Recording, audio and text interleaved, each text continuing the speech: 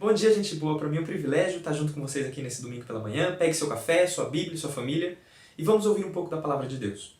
Todos os dias você tem que fazer escolhas. Todos os dias você tem decisões a tomar. Decisões simples sobre qual a cor de camisa ou qual a cor de roupa você vai usar e decisões complexas no trabalho, na escola, nos seus relacionamentos, na sua família. Às vezes nós achamos que tomar decisões, fazer escolhas, apenas é uma atitude de nossa liberdade como seres humanos. Porém, as nossas escolhas e as nossas atitudes, elas ensinam muito sobre quem nós somos e sobre quem nós confiamos. E é sobre isso que nós veremos hoje, que as nossas escolhas e atitudes, elas mostram quem somos de verdade e em quem confiamos. Nós faremos isso a partir do capítulo 3 do livro de Ruth. Nós leremos Ruth 3, do 6 até o 18. Como é um texto comprido, nós leremos em partes e nós iremos entendendo o que esse texto diz para que apliquemos ele de maneira correta na nossa vida diária. Antes de lermos o texto, é bom saber que Ruth capítulo 3 é uma excelente ilustração daquilo que diz Provérbios 16, versículo 1. Ao homem pertencem os planos do coração, mas do Senhor vem a resposta da língua. Independente se nós fazemos planos ou não, ao Senhor cabe o concretizar deles, de acordo com a vontade soberana dele, de acordo com a vontade dele que é sempre boa, perfeita e agradável. O capítulo 3 inicia do versículo 1 ao 5, mostrando que Noemi tomou a responsabilidade de prover um lar, prover descanso para Ruth. E Noemi fez um plano adequado para casar Ruth. Ruth tinha um procedimento a cumprir. E é esse procedimento que nós vamos ver agora, a partir do versículo 6 até o versículo 7. Diz assim: Então ela desceu para a eira e fez tudo o que sua sogra tinha recomendado. Quando Boaz terminou de comer e beber, ficou alegre e foi deitar-se perto do monte de grãos. Ruth aproximou-se sem ser notada, descobriu os pés dele e deitou-se. Olhando para esse texto, nós vemos que o plano é um tanto ousado, né? É uma mulher bem produzida, perfumada, descendo a uma eira à noite e ela iria confrontar um homem sozinha. É um plano que, se a gente fosse pensar hoje, ele seria inviável. Tem muita chance de dar errado e era um plano realmente arriscado. Porém, nós não somos judeus. E um judeu, um israelita que lia isso daqui, ele ficava com os cabelos em pé muito mais do que nós. Ele achava essa situação muito mais estranha do que nós já achamos. Primeiro, porque até aqui no livro de Ruth, Ruth tem sido chamada de Ruth a Moabita. A nacionalidade de Ruth está sendo enfatizada constantemente. E agora, nesse momento que Ruth deveria encontrar com Boaz à noite, depois que Boaz tivesse comido, bebido e se alegrado, um judeu e um israelita lembrava de uma história muito, muito trágica, que era a história do nascimento dos Moabitas. Os Moabitas eram descendentes de Ló.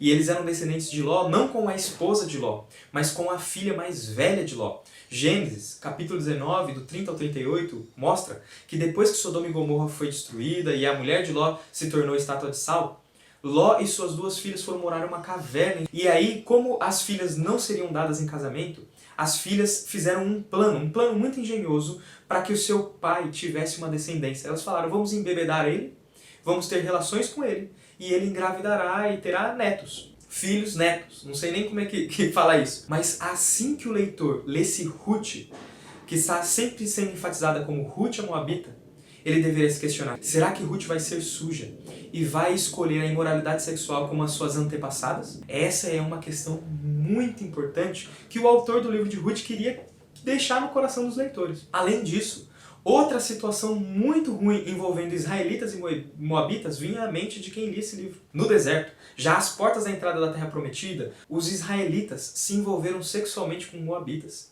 E por causa disso eles foram desviados do Senhor e adoraram ídolos pagãos num lugar chamado Baal Peor. E aí o leitor, lendo isso daqui, ele ficava pensando assim: meu Deus, será que Boaz vai cair de novo, como caíram os nossos antepassados em Baal Peor? Será que Boaz vai fazer aquilo que os nossos antepassados fizeram? Vai ser seduzido por uma moabita? Vai se envolver com ela e vai adorar outros deuses? Essas dúvidas, elas estão aqui na leitura do livro e a gente não pode deixar isso passar. É uma tensão. Esse trecho é o trecho que tem a maior tensão e que vai criar a maior expectativa no livro. Será que esse plano de Noemi vai dar certo ou ele vai virar mais um pecado, mais um caso de imoralidade? Toda essa tensão está sendo criada. E essa tensão ela vai ser resolvida de acordo com as escolhas dos personagens. O que eles vão escolher? Como eles vão se mostrar? Pessoas que se voltam para o pecado em momentos de tensão ou pessoas que mantêm o seu caráter íntegro? A escolha de Ruth de obedecer Noemi, ela colocou Ruth numa situação arriscada. Porém, uma pessoa que se mantém íntegra, de acordo com as suas escolhas, tem o seu caráter demonstrado. E é isso que nós veremos agora a partir do versículo 8 até o versículo 11. No meio da noite, o homem acordou de repente. Ele se virou, assustou-se ao ver uma mulher deitada a seus pés. "Quem é você?" perguntou ele. "Sou sua serva Ruth", disse ela. "Estenda sua capa sobre a sua serva, pois o Senhor é resgatador." Boaz lhe respondeu: "O Senhor te abençoe, minha filha. Este gesto de bondade é ainda maior do que o primeiro, pois você poderia ter ido atrás de mais jovens, ricos ou pobres. Agora, minha filha, não tenha medo. Farei por você tudo o que me pedir. Todos os meus concidadãos sabem que você é mulher virtuosa." É interessante que não só a escolha de Ruth, mas as palavras de Ruth, apesar de parecer meio estranho pra gente e de causar atenção aos leitores israelitas, nós vemos que as escolhas e palavras de Ruth são reconhecidas por Boaz como uma atitude de lealdade. O plano envolvia que Ruth chegasse até Boaz no meio da noite, descobrisse os pés e dormisse aos pés dele. E isso porque descobrir os pés no meio da noite dá frio, né? E aquele friozinho no pé faz a gente acordar para cobrir. E Boaz acordou. E quando ele foi cobrir os pés, ele se movimentou, olhou e se assustou porque tinha uma mulher deitada aos pés dele. Ele dormiu, não tinha uma mulher lá, e ele acordou agora no meio da noite, tinha. E aí ele pergunta: "Quem é você?" No plano de Noemi ele falou para que Ruth deitasse e que Boaz ia entender o recado, ia entender que Ruth estava se colocando como uma mulher disponível para casamento, se oferecendo para ser sua esposa. Mas Ruth, ela faz algo que Noemi não pediu. Ruth, ela fala: "Sou eu, Ruth, estenda sua capa sobre mim, pois você é resgatador." Ruth aqui está mostrando lealdade para com Noemi. Ruth já estava desobrigada a viver com Noemi porque o seu marido tinha morrido. Ela era viúva. Ela não tinha mais vínculo com a sua sogra, de acordo com a lei de Israel. Mas ela se manteve fiel à sua sogra, se manteve leal e ficou junto com ela para lhe prover sustento. Agora, ela fala assim: "Eu estou junto porque eu não só quero prover sustento, mas eu quero dar continuidade à família de minha sogra." É por isso que Boaz disse: "Que o Senhor te abençoe, pois o seu gesto de bondade é melhor do que o primeiro." Que primeiro? De permanecer com Noemi, mesmo desobrigada pela lei, cuidando da sua sogra, provendo sustento. E agora esse ato de bondade mostrando: olha, você decidiu ficar com Noemi, não só para prover sustento, mas para prover uma família para Noemi. Esse ato de bondade é muito maior. E aí ele vai explicar o porquê talvez ele não resgatou. Ele fala assim: "Pois você poderia ter ido atrás de homens mais jovens." Boaz já era um senhor aí de meia idade, um senhor já de idade avançada. E aí ele fala: "Você poderia ter ido atrás de mais jovens, sejam eles pobres ou ricos." E Boaz reconhece que casar-se com Ruth era um grande privilégio, porque Ruth era reconhecida por todos em sua cidade como uma mulher virtuosa. Quando nós lemos esse termo, mulher virtuosa, logo vem na nossa mente Provérbios capítulo 31, falando sobre a mulher virtuosa. É interessante perceber que na nossa Bíblia o livro de Ruth vem depois de Juízes, porque a história de Ruth acontece no período dos Juízes. Mas na Bíblia hebraica, o livro de Ruth vem logo após Provérbios. E depois de ler o livro de Provérbios, que ensina sobre como ter sabedoria, como ter uma vida habilidosa, uma vida bem-sucedida, e que essa vida bem-sucedida e habilidosa, ela é acessada por meio do temor ao Senhor, o livro termina com essa história final personificando essa sabedoria através de uma mulher. E a personificação da sabedoria é chamada de mulher virtuosa. Um judeu lendo o livro de Provérbios, terminando, ele fala: será que essa mulher existe? Será que é possível encontrar uma mulher dessa aqui em Israel? E aí começa o livro de Ruth, e a resposta é sim. Ruth foi uma mulher virtuosa. Boaz reconhece que Ruth era uma mulher virtuosa. Uma mulher que a sua beleza não estava no exterior, mas estava nas suas atitudes no seu coração, na sua lealdade por sua sogra, e no seu amor pelo Senhor, e no seu temor ao Senhor. Ruth é a personificação da sabedoria.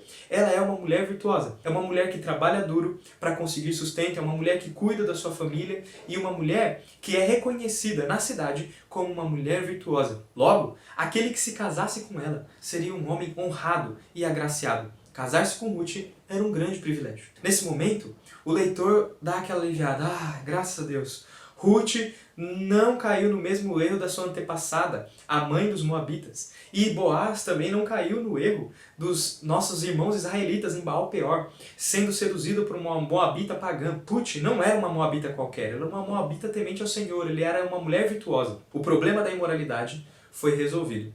Mas agora um outro problema se levanta. Havia na família de Noemi um parente mais próximo do que Boaz. Por causa disso, ele teria prioridade em resgatar as terras de Noemi e em casar-se com Ruth. Boaz agora está no momento de escolhas. Será que ele vai omitir essa informação de que existia um parente mais próximo? Ou será que ele vai escolher o caminho da honestidade? E é isso que nós vamos ver dos versículos 12 ao 15. É verdade que sou resgatador, mas há um outro que é parente mais próximo do que eu. Passa essa noite aqui, de manhã veremos. Se ele quiser resgatá-la, muito bem, que resgate. Se não quiser, juro pelo nome do Senhor que eu a resgatarei. Deite-se aqui até pela manhã. Ela ficou deitada aos pés dele até de manhã, mas levantou-se antes de clarear, para não ser reconhecida. Boaz pensou, ninguém deve saber que esta mulher esteve na eira. Por isso, disse, traga-me o manto que você está usando e segure-o.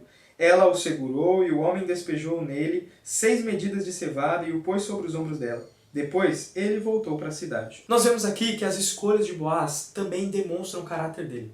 Boaz não era um homem desonesto. E ele fala, existe alguém mais próximo do que eu. Eu não tenho o direito de tomar a frente. Esse homem tem prioridade. Ele não só demonstra que ele é um homem honesto, mas que ele é um homem de palavra. Ele diz, se ele quiser resgatar, que ele resgate. Se ele não quiser, em nome do Senhor, pelo nome do Senhor, eu juro que eu a resgatarei. Nós vemos aqui que as escolhas de Boaz mostram que ele era um homem íntegro e um homem de palavra. Além disso, ele estava preocupado com a reputação de Ruth. E nós vemos aqui Boaz se preocupando com a pureza daquela mulher, de como ela seria vista pelos outros homens. E é por isso que ele fica preocupado. E ele a despede muito antes do clarear do dia. Só que ele não a despede de mãos vazias. Boaz faz questão de que Ruth volte para casa de mãos cheias. E ele enche o manto dela com 6 medidas de cevada. Essa atitude de Boaz mostra que ele não só está comprometido em fazer o que prometeu, mas que ele está comprometido em ir além. Boaz, por suas escolhas, é mostrado como um homem íntegro, um homem preocupado com a visão que as outras pessoas teriam da pureza de Ruth e um homem preocupado em prover o que Ruth e Noemi precisavam, mesmo sem ser ele o responsável. Ele era um homem generoso. Uma lição que nós aprendemos aqui é que fazer o que é correto ou ter planos bem elaborados nem sempre vão garantir o sucesso daquilo que você espera. A vontade de Noemi, quando contou o seu plano para Ruth, e a vontade de Ruth, quando colocou em execução, não foi cumprida. Boaz ainda não podia se casar com ela. O resultado do plano ainda não aconteceu. Boaz ele tem um compromisso de resgatar Ruth caso o outro resgatador não o fizesse. Mas o plano de Boaz para que ele resgatasse também ainda não se cumpriu. Aquilo que Boaz esperava, se casar com Ruth, também ainda é incerto. Isso nos ensina que nem sempre ter um bom plano e que nem sempre fazer as coisas de maneira correta, ser íntegro, ser honesto, vai garantir o resultado que nós esperamos daquilo que fazemos. Isso nos ensina que as nossas escolhas, elas devem ser escolhas santas, íntegras, honestas, justas. Não porque nós esperamos somente que as coisas deem certo, mas porque nós confiamos que existe um Deus santo, íntegro, justo, por trás de todas as coisas e que concretiza os planos conforme o seu desejo e a sua vontade. O Senhor é aquele quem dá a resposta final. E a sua resposta é sempre boa, porque a sua vontade é sempre boa, perfeita e agradável. E é interessante que é isso que Noemi entende quando Ruth chega e lhe traz respostas. E é isso que a gente vai ver agora do versículo 16 até o versículo 18. Quando Ruth voltou à sua sogra, esta lhe perguntou, como foi, minha filha? Ruth lhe contou tudo o que Boaz tinha feito e acrescentou, ele me deu essas 6 medidas de cevada, dizendo, não volte para sua sogra de mãos vazias. Disse então Noemi, agora espere, minha filha, até saber o que acontecerá. Sem dúvida, aquele homem não descansará, enquanto não resolver essa questão hoje mesmo. É interessante que no início do capítulo nós vemos Noemi tomando a atitude, a postura de agir. Agora no final nós vemos Noemi tomando a postura e direcionando Ruth para esperar. E aqui nós aprendemos uma outra lição importantíssima sobre as nossas escolhas. As nossas escolhas não só revelam o nosso caráter, mas agora, olhando para o exemplo de Noemi, nós vemos que as nossas escolhas, elas revelam em quem nós confiamos. Noemi, ela planejou, colocou nas mãos do Senhor e tinha confiança de que as coisas se resolveriam. E ela recebe aqui um sinal de que o Senhor está aguardando e de que o Senhor está cuidando das coisas. Quando Ruth volta e relata tudo o que aconteceu para Noemi, ela faz questão de contar uma informação importante que o autor do livro de Ruth deixou escrito para que a gente percebesse a atuação de Deus em todo o processo. Boaz deu as 6 medidas de cevada, dizendo, não volte de mãos vazias à sua sogra. Essas palavras foram registradas de propósito, para que lembrasse algo que Noemi falou, e com certeza isso veio à mente dela. Assim que ela chegou em Belém de Judá, ela foi recepcionada pela cidade com muita alegria, mas ela murmurou, ela reclamou. E na sua reclamação ela disse o seguinte: de mãos cheias eu parti, mas de mãos vazias o Senhor me trouxe de volta. Por que me chamam Noemi? O Senhor colocou-se contra mim. O Todo-Poderoso me trouxe desgraça. Agora aqui, no final desse capítulo, ela recebe a notícia de que o Senhor estava provendo por meio de Boaz. E Boaz faz questão de dizer, para que você não volte de mãos vazias para a sua sogra. E aí Boaz, ele é um instrumento do Senhor para acalmar o coração de Noemi e para mostrar que o Deus ao qual ela espera está cuidando de todas as coisas. Ela não está de mãos vazias.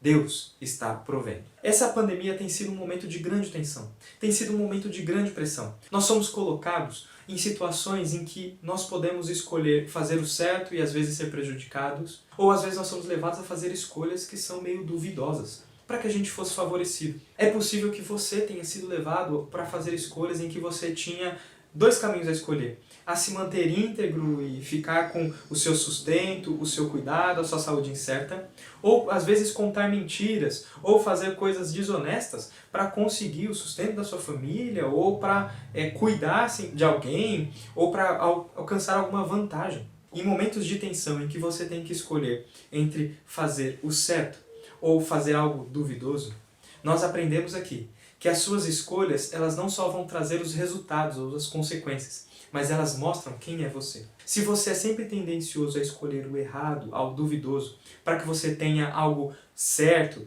tranquilo, confiante nas suas mãos, ou para que você tenha alguma vantagem, isso é demonstração de que o seu coração é um coração apegado ao mal, e de que o seu coração é um coração que não confia no guiar do Senhor. O Senhor, ele nos leva a confiar nele. E confiar nele significa fazer o certo mesmo quando ninguém está fazendo, ou fazer o certo mesmo quando isso não vai me trazer lucro. Pelo contrário, quando isso vai me trazer prejuízo. Você tem algum arrependimento de alguma escolha do passado que você fez? Algumas escolhas que nós fazemos no passado, elas nos envergonham, nos trazem culpa. Se nós tivéssemos a possibilidade de voltar no tempo, nós voltaríamos e faríamos tudo diferente. Por meio de um descendente de Ruth e Boaz, chamado Jesus, o Senhor, nosso Deus, ele nos garantiu perdão e nos garantiu também um novo recomeço. O Senhor Jesus, ele é o próprio Filho de Deus. E ele, por causa da morte e da ressurreição dele, na morte nós temos o pagamento de todos os nossos pecados. A culpa e o pecado gerado por nossas escolhas ruins foram pagos ali na cruz. E quando nós olhamos para o túmulo vazio, o sepulcro vazio, nós vemos que nós temos a chance de um novo recomeço. Por meio de Jesus, o Senhor nos garante a dignidade necessária para que a gente ande de cabeça erguida, para que a gente não viva de passado. E por causa de Jesus Cristo nós temos ali os nossos erros, os nossos pecados totalmente pagos. O Senhor nem sempre tira de nossa vida as consequências das más escolhas que nós fazemos, mas Ele nos garante em Jesus força e poder do Espírito para que as nossas novas escolhas elas sejam santas e elas espalhem a glória dele. Porque as nossas escolhas, nossas atitudes, elas não somente mostram quem nós somos com relação ao nosso caráter, mas uma vez que cremos em Jesus, as nossas escolhas e as nossas atitudes, elas mostram o Deus ao qual nós servimos. Nós imitamos a Jesus, que é a perfeição completa de alguém que fez escolhas e tomou atitudes sempre de acordo com a vontade de Deus. E é esse o nosso alvo, é Ele o nosso alvo, e nós o imitamos. Eu queria orar, pedindo para que Deus ele nos ajudasse a fazer novas escolhas e escolhas santas. E para que, se você tem alguma coisa que você se arrepende do seu passado, que o Senhor te ajude a, diante da cruz, colocar isso e pedir perdão. Talvez você ainda não pediu perdão, mas pedir perdão por essas escolhas e clamar ao Senhor por misericórdia e pedir para que Ele te fortaleça na sua caminhada e que Ele te dê sabedoria para as suas novas escolhas. Sempre lembre-se, a nós pertencem os planos do coração, mas ao Senhor a resposta da língua. Senhor, nós te agradecemos, porque o Senhor em Jesus proveu tudo o que nós precisamos para lidar bem com o nosso passado e também para fazer escolhas agora no nosso presente que impactarão o nosso futuro. Senhor, nós te agradecemos porque por meio da cruz vazia nós temos o perdão dos nossos pecados. Nós temos ali, Senhor, pago todas as escolhas ruins que nós fizemos. Nós reconhecemos que essas escolhas ruins mataram o nosso Senhor. Nós reconhecemos que elas são más e que elas são pecado diante do Senhor e por isso pedimos perdão.